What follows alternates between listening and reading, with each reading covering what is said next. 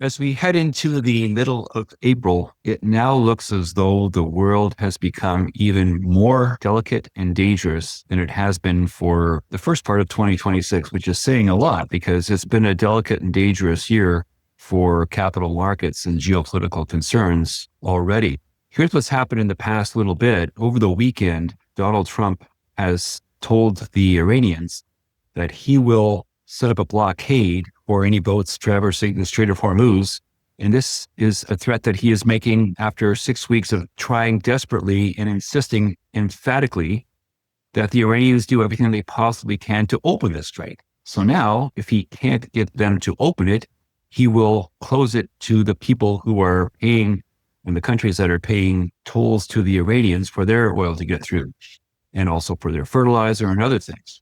What this means is that a situation which was already dire and an energy crisis which was already setting up to be the largest in recorded history will likely, almost certainly, be worse if Trump, in fact, pulls through on his threat and closes all traffic across the Strait of Hormuz, not only those that have already been closed by the Iranians, but also those who are paying the toll to the Iranians. This is a situation now where inflation around the world is going to be much worse. There is a very, very real chance that we will have not just energy price increases, but actual energy shortages where things will simply not be able to run because they will not be able to get access to energy. We will be having food inflation because fertilizer will not get it to the fields where it's needed. And that could very well manifest in the form of famine before the year is over.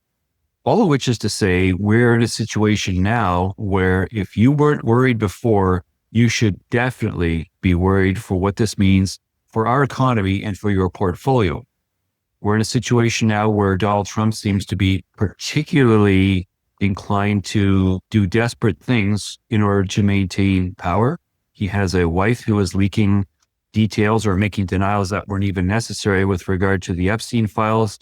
He's attacking the Pope, even though his Secretary of State and Vice President are Catholics.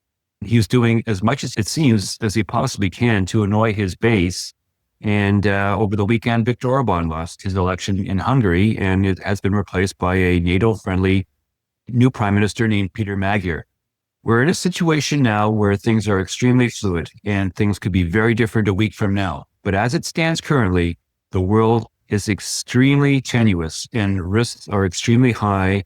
And to my view, the risk of a major economic downturn seems very nearly certain, given the fact that everything we've learned from the Iranians thus far is that they will not back down.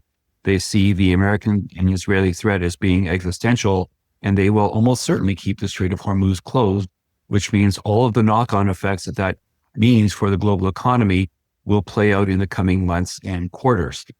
Good luck and be careful out there. But this is going to be a very, very rocky end of year.